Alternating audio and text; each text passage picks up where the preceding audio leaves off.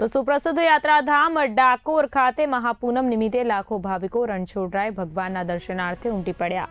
શ્રદ્ધા અને આસ્થાથી ભરપૂર વાતાવરણ વચ્ચે ભક્તોની ભીડને કારણે શહેરમાં વિશાળ મેળાવડો જોવા મળ્યો, પરંતુ આ ભીડ દરમિયાન પોલીસ તંત્ર અને નગરપાલિકાની કામગીરી અંગે અનેક સવાલો ઉઠ્યા છે। પૂનમની ભીડમાં રસ્તાઓ રોકી ફેરિયાઓ વેપાર કરવા બેસતા ભાવિકોને ભારે મુશ્કેલીનો સામનો કરવો પડ્યો। ઘણા ભાવિકોએ બળાપો વ્યક્ત કર્યો કે ભીડને સુચારુ રીતે નિયંત્રિત ન કરી શકવાને કારણે તેઓ દર્શન કરી શક્યા નહીં।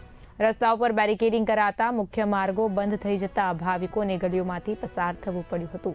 પદયાત્રીઓ ચંપલો અને અન્ય સામાન પરત લેવા માટે પણ મોટી મુશ્કેલીઓનો સામનો કરવો પડ્યો। બસ સ્ટેન્ડથી લઈને રણછોડરાય મંદિર સુધી એક પણ શૌચાલય કાર્યરત ન હોવાને કારણે ખાસ કરીને મહિલાઓ, નાના બાળકો અને વૃદ્ધોને ભારે તકલીફ પડી। શિયાળાની ઋતુમાં સમસ્યા વધુ ગંભીર બની। ભાવિકોએ સ્પષ્ટ શબ્દોમાં જણાવ્યું કે તંત્ર માત્ર શોભાના ગાંઠિયા સમાન છે અને યોગ્ય આયોજનના અભાવે ભક્તોને મુશ્કેલીઓનો સામનો કરવો પડે છે। લોકો વચ્ચે ફેરા ઊભા રહે છે, લારીઓ લઈને જવામાં તકલીફ પડે છે અને જાહેર બી આવ્યા છે તો એક જ રસ્તો ચાલુ હોય છે પૂનમ જવા માટે, જ્યાં રસ્તા બધા બંધ કરી દે છે। કોઈ સુવિધા છે નહીં, કોઈ ચંપલ મેળવાની સુવિધા નહીં, કશું કોઈ સુવિધા। પૂનમ ભરીએ છીએ પણ દર પૂનમે કરતાં દરેક પૂનમ અલગ અલગ એ હોય છે। અહીંયા કોઈ મેનેજમેન્ટ જ નથી કોઈ જાતનું।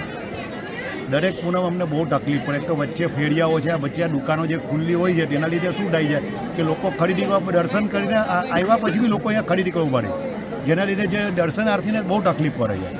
ભયંકર ભીડ હોય છે દર વખતે, કોઈ જાતનું મેનેજમેન્ટ નથી અને ખાસ કરીને વૃદ્ધો અને એ લોકોને બહુ તકલીફ પડે છે।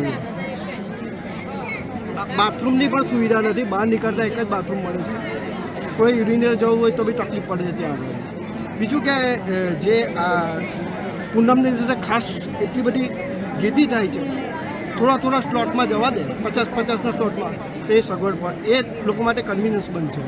કારણ કે આ વસ્તુ ભક્તો તો વધતા જ જવાના છે, પણ જે આ જે ગીર્દી છે તે સખત ગીર્દી છે અને આ ઘણા વખતથી દર્શન કરાવ્યું છું। મારો નાનો બાળક છે, અપંગ છે અને અંદર જતો હતો પણ અંદર પોલીસવાળા અંદર જવા ના દીધો। 3 કલાકથી લાઇનમાં ઊભો રહીને લાઇનમાં ખભે મેલીને હું આવું છું, તે છતાં પોલીસવાળા અંદર લેડીઝવાળી લાઇનમાં જતો હતો પણ અપંગને લઈ જોઈને એમને ના પાડી જ અમને અને પાછા કાઢ્યા છે ધક્કા મારીને। સરકારને શું કહેશો આ બાબતે? સરકારને આ બાબતે એમની વ્યવસ્થા કરવાની એમની મારી નમ્ર વિનંતી છે અને બધી વ્યવસ્થા સારી રીતે વ્યવસ્થા કરે। વિકાસની વાતો કરે પણ ચોફે રસ્તા તો રોડ રસ્તા તો આવે, જાતે જુએ તો ખબર પડે ને।